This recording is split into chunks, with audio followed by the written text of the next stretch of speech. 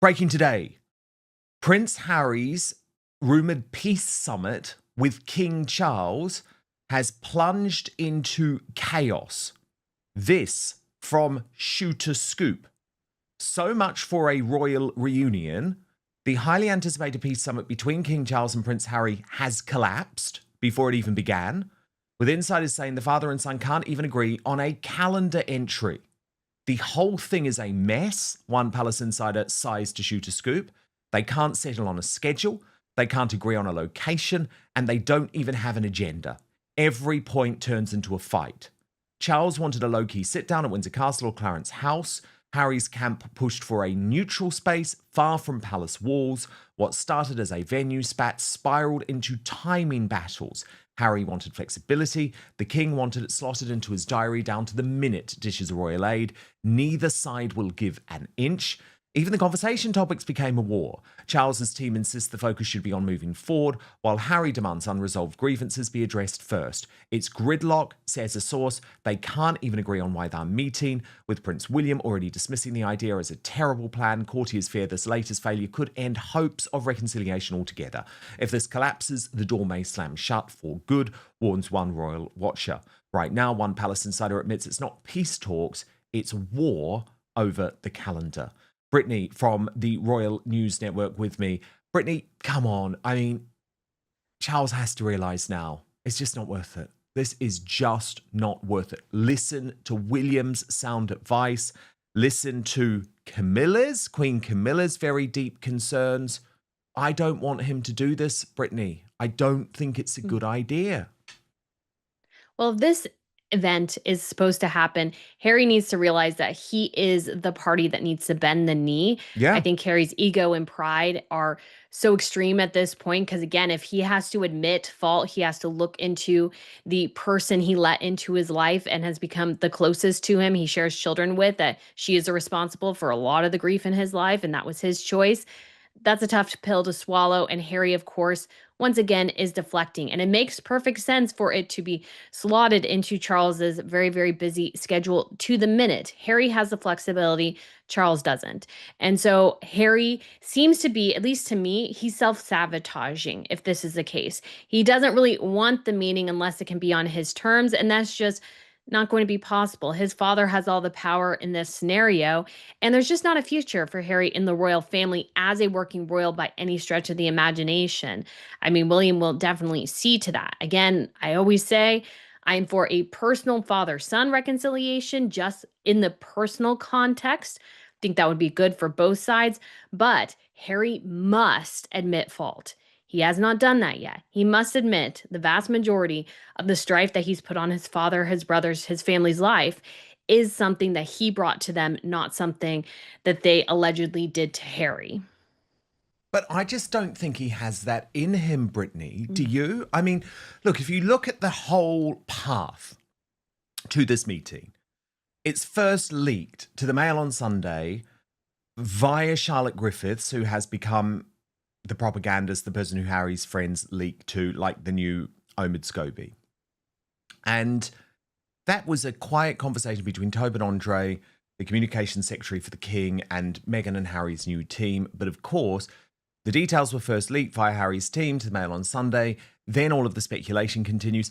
Then I feel like he's tried to jump the king into a meeting by leaking the fact that the meeting is definitely happening to the Daily Mirror. Why do that? Like, seriously, why do that? Unless you're trying to arm twist, pile pressure on the king, who probably at that point had remained non-committal.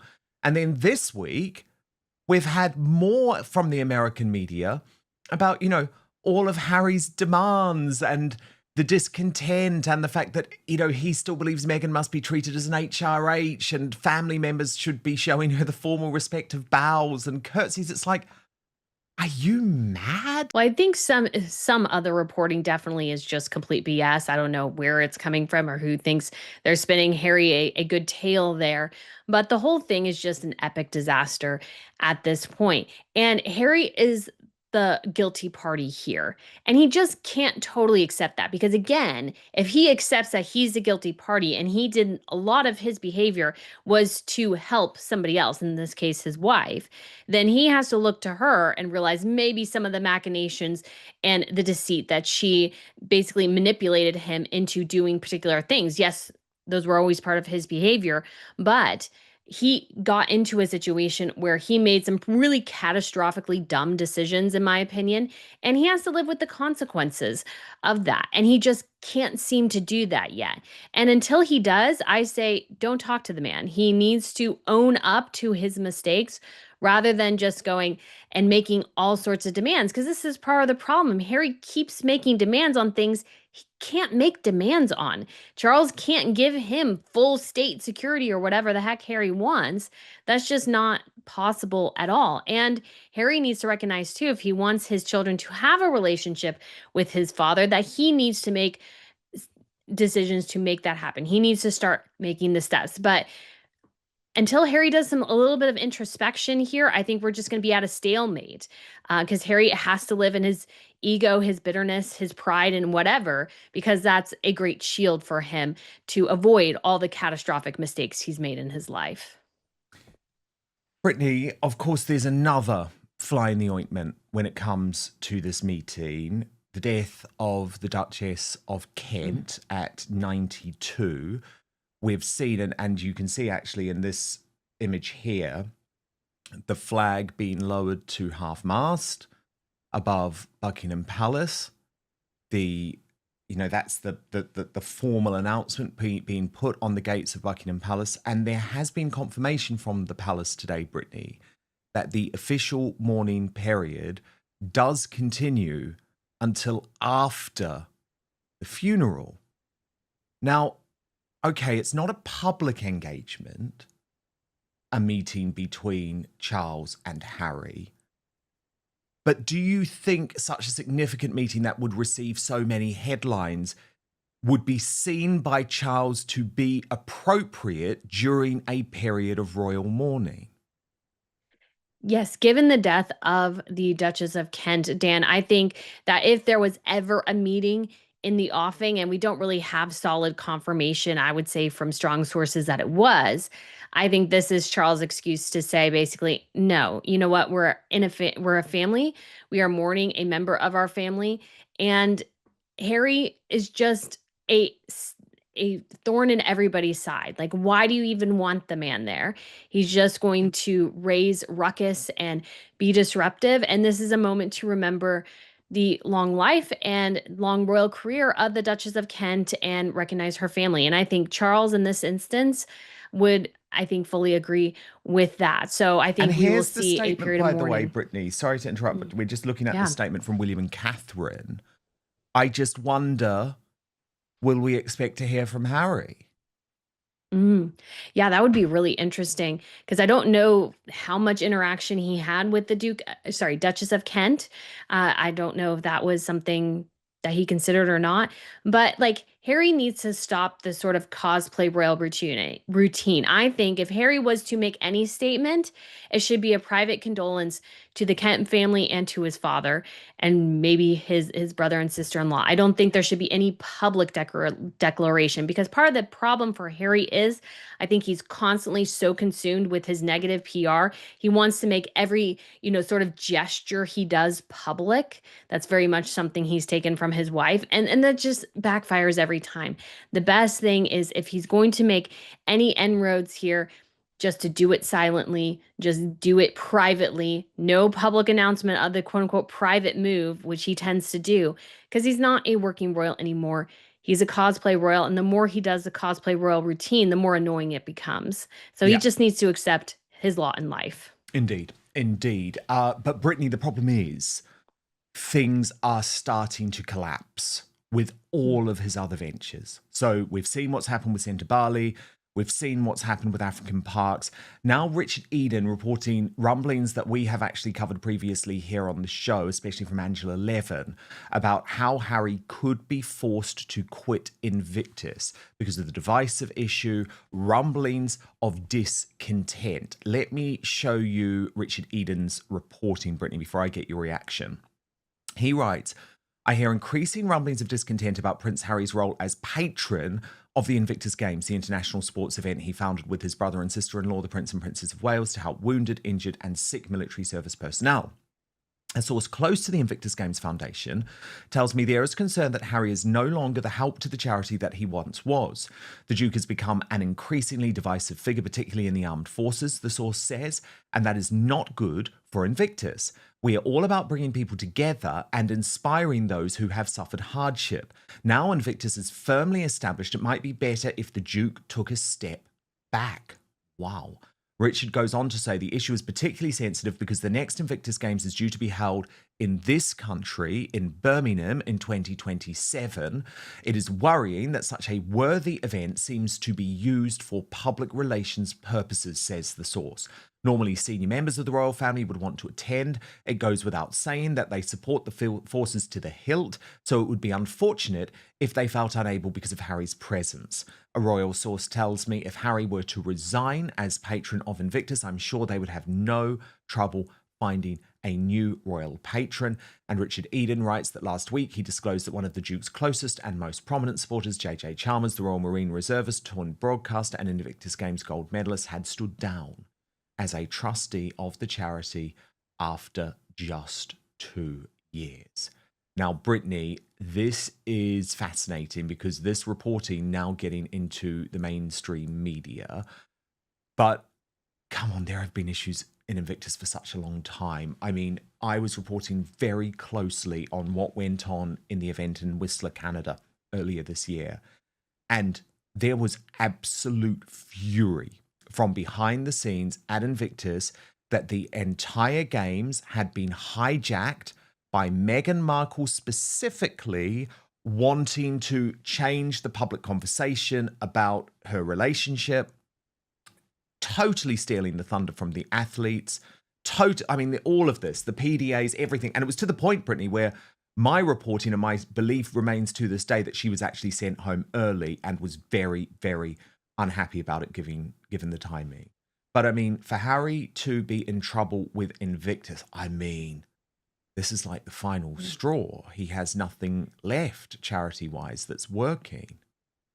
Yes, and he clings desperately to Invictus to the point that I personally think that he sort of almost absorbs some of the stories he hears as his own. And I think it inflames his sense of what his military service was in some ways that he thinks he did more than just sit in a bunker the vast majority of the time. But I think the problems for Invictus are just there. Harry is 100% a divisive figure. People will not attend because Harry is there and Harry is supporting it. That's 100% going to be the case. And what we see from Invictus, I personally think, and then again, I don't have the hard numbers here, is that Invictus pays a whole lot of money to get musical acts and those sorts of things for the opening and closing ceremonies so they can fill the stadium. But a lot of those spectators do not show up to the individual events. I think they're having a hard time getting the individual events filled. And I think these games just become about Harry and Meghan.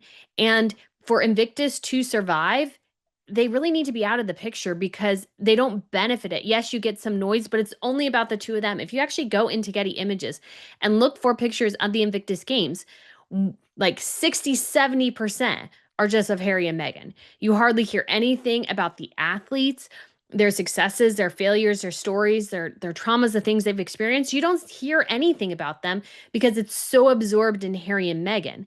And without Harry and Meghan, I think you would actually get a much stronger Invictus Games.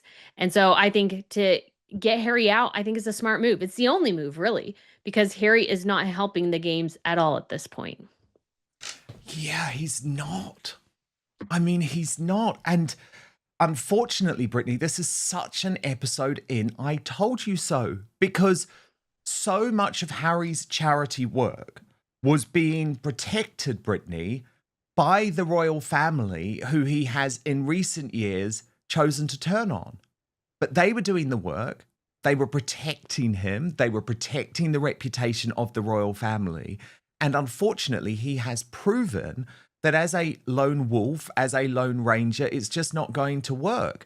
I mean, he still hasn't spoken publicly about the scandal involving African parks, for example.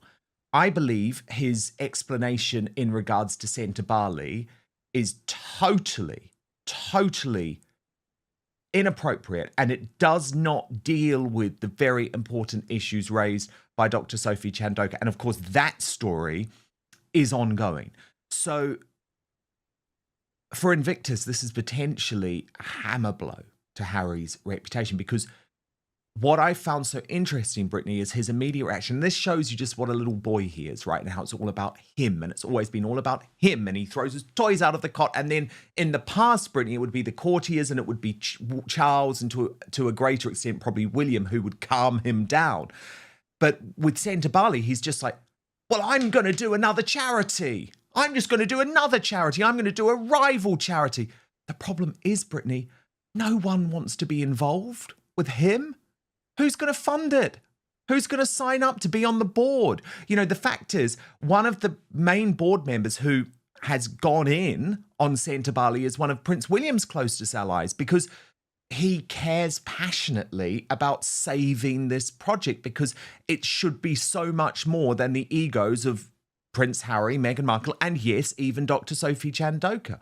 But so the idea, I guess, that I'm saying, Brittany, that he can just snap his fingers and launch some other charity project is for the birds. What he should have been doing for the past 5 years is nurturing his existing charities, his existing relationships with the charities, putting in the proper groundwork. But he hasn't done that. He's been lazy, he's been reckless, he's been ego-driven, and unfortunately, I think this could be the end of his career as a major force in the world of philanthropy. Well, if you think about it, part of the problem Bali was having is that they couldn't fundraise. And even with Harry and Dr. Sophie there, they really couldn't raise any money. And so this whole idea that Harry is, I think, a benefit to Invictus is sort of wrong. I think Invictus would be much better served to not only maybe have a royal on board, they don't have to, but they could, but also just really focus on the athletes and make one of them a stronger spokesperson for the event. This thing is just sort of falling apart. I think they wildly overspend, and then other countries, in this case the UK and maybe the city of Birmingham, will have to donate a lot of money to put the games on. And my question is, why? Why aren't the games self-sufficient? But Harry, throughout this whole process, it's him, me, me. This is why he has to be the center of like everything, and why he's not good at raising the voices of other people who are actually the competitors. Even Heart of Invictus, which could have been great. It was actually their best documentary, in my opinion, even though it was the worst reviewed, in part because I think it started off with Harry. Harry, nobody cares. Like, you need to focus on the people this project is supposed to serve. And Harry is too self-obsessed, too narcissistic to actually be a benefit to any charity at this point. Yeah, indeed. Brittany, can we speak about Meghan's week? Because Maureen Callahan has this take that she's not as liked in Montecito as she has tried to make out in the Bloomberg interview. She also let slip that the other mothers hate her. Oh, other mothers gossip. They gossip. I'm sure Meghan has done nothing to endear herself at the local PTA.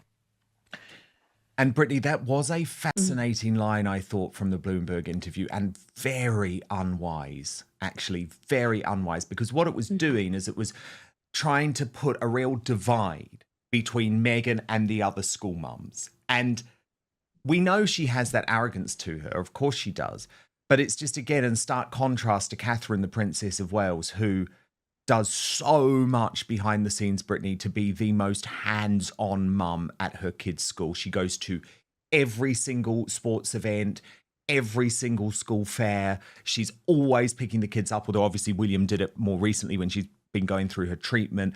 But they make such an effort in the local school community to be seen as equals. And I think it's been such a lovely thing for them and for their children. And then you've got the contrast of Meghan sort of going on the Bloomberg interview and sort of calling out the Montecito mums as bitchy. I mean, I thought Maureen Callahan just picked up that moment so perfectly.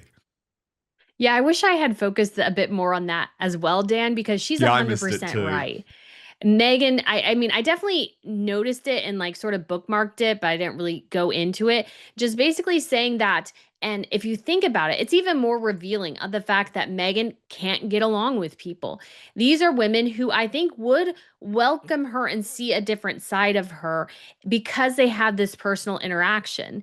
But even they don't like her, which I feel like says so much. And I think there was even a bit where it almost sounded like in order to get other kids to come to their house, they had to create some sort of like fair, some sort of something to get people to come. And I think it's because people don't like her. Meghan is a person who can only attract like personalities.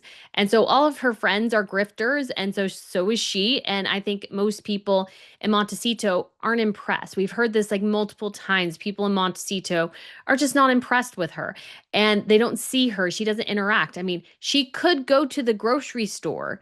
She chooses not to go to the grocery store. She's not prevented. She chooses not to go and then complains that, oh, would go every day if I could go unnoticed. It's like, if you think people are noticing you in the grocery store, I mean, most people have their headphones in. They have better things to do than talk to Meghan Markle. So I think Meghan is disliked within the school, I think within the community, and she's done that to herself. She has a very divisive personality and she is not super kind. And so, am I surprised the other moms picked up on that?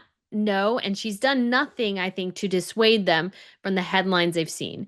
And that's because the headlines are real. And that's what Meghan can't face is that a lot of the headlines, yes, some things are made up, but a lot of it is real and truthful. And Meghan can't stand that. Brittany, this whole shop my exercise seems to represent the trouble that Meghan is in commercially. The story which you'd been across for a very long time went mainstream this week, with The Sun reporting Meghan Markle has quietly shut down her online store, flogging a bizarre hand-picked collection of clothes for cash. She closed the Shop My storefront, where she'd been flogging everything from £20 grey tees to £1,600 silk gowns, perfect for chicken feeding. Shop My, a platform for top creators, lets users earn affiliate cash from recommending products. The fashion-conscious Duchess set up a shop back in March, and the banner on her profile previously read, "A hand-picked and curated collection of the things I love. I hope you enjoy them." But now her profile has vanished from the page, completely blank. Now, at this point, Brittany, if there was any desire not to shut down the Shop My, surely there would have been pushback. Mm-hmm. Yes. And when it comes to Shop My, like I have one for Royal Fashion News. So I was actually one of the first people to really catch that she wasn't updating it and did a whole video on her basically shutting it down. And when it comes to Shop My, like it takes time to figure out what works. Even for me, it took time to figure out what works. I share royal fashion pieces, sometimes some of my own stuff I use, but it's mostly focusing on royal outfits and figuring out how to highlight them to people in unique and interesting ways. And Meghan just did not take the time. She was too lazy. And I think she really thought that if she put on an outfit that cost $5,000, that people would be clamoring to buy it.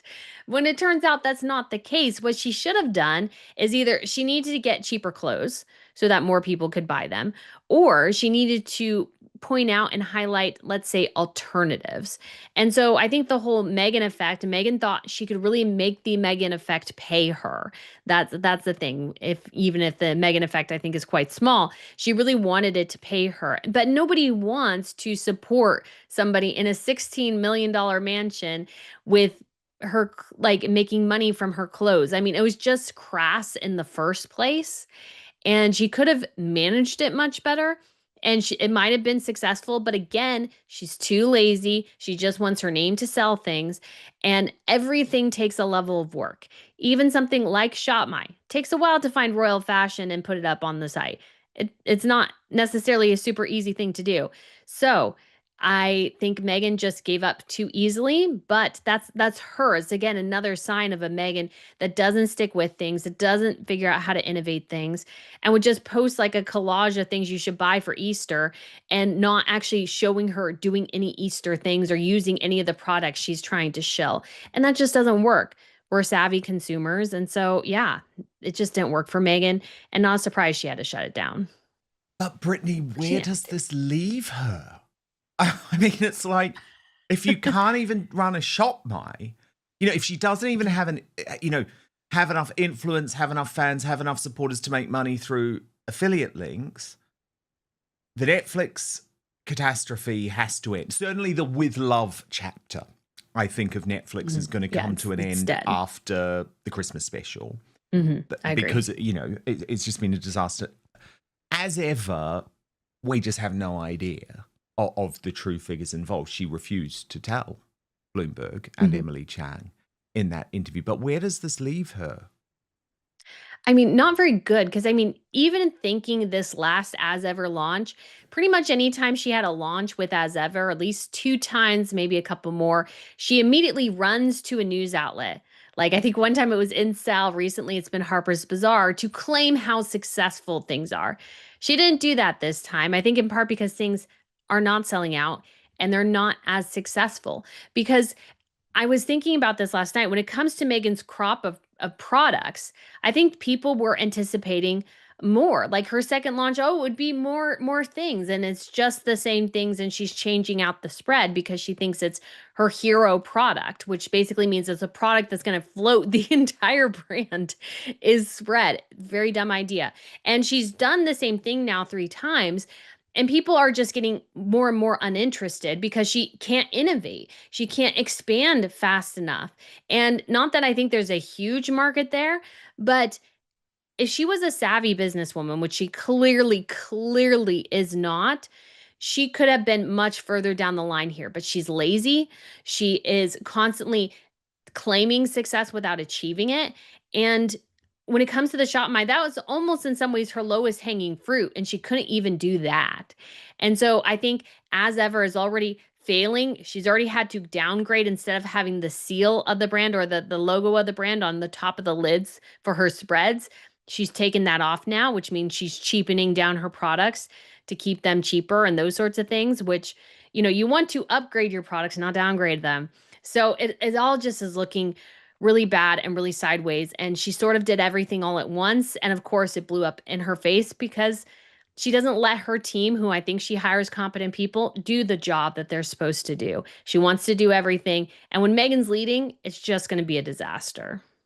Very good analysis, Brittany. And of course, you mention your fashion page, and some people might not know that. So, as well as the Royal News Network on YouTube, Brittany has Royal Fashion News, where she focuses specifically on all that stuff that I'm not good at, the tiaras, the gowns, the dresses, the forwards. So it's very much worth subscribing to that, as well as the Royal News Network. But Brittany, always love having you here. We are going to speak next week, so I really look forward to that. The royal exile of Prince Andrew may soon take an unexpected turn, far away from Windsor, far away from scandal, and far from the public eye. After being evicted from his 30-room Royal Lodge mansion, the disgraced Duke is expected to move to a private residence on King Charles's Sandringham estate. But according to royal experts, that move may only be temporary.